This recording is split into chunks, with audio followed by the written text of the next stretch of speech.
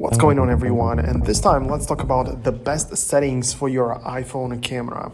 Now this may depend on what your goal is and which iPhone you have, but I'm gonna walk you through my settings and what I think are the best settings for your iPhone camera. First of all, you can change some things right inside it, right when you are taking that video. However, the settings are not really the greatest because when you go to the actual settings of your iPhone and scroll down to the camera section, there you have much more options. First of all, if you go to the camera section, the very first thing at the top is the formats, and there you have basically two options. You have high efficiency and most compatible.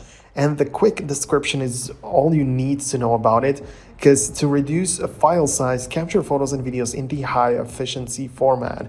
So that's not bad actually, but when you have the high efficiency, then all of your photos coming out of your iPhone are going to have the .HEIC format, which isn't really the best. It's much better to have the JPEG, and also you don't really have to, or you don't really need to make your or reduce the file size, if that's the case, to have better videos. So I use the most compatible. The most compatible is the option that I personally have turned on. Then we have the record video, and that is showing you a couple of options. Of course, 720p doesn't really mean a lot. You don't really want to do that unless you're really tight on space. But yeah, you either go with 1080p or 4K. I personally switch between two options. So the one I use the most is 1080p at a 60 FPS. Full HD is good enough, and a 60 FPS, especially on the iPhones, just gives it very nice and smooth vibes, because a lot of times the videos that you shot on your iPhone, you just want to watch them back on your iPhone. And in that case, it's best to shoot the videos at a 60 FPS. You don't really care about the 4K that much if you just watch your videos back on the same screen, but you do care and you do notice the difference between a 30 FPS and a 60 FPS. So that's why I mostly shoot 1080p 60 FPS, especially for like random shots or some funny moments, whatever that is.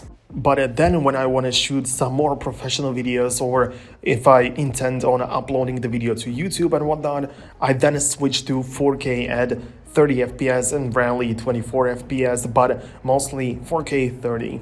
That's when the video doesn't look that smooth on the iPhone screen, but it's much more professional when I bring it over to computer, edit it, and just upload it to YouTube.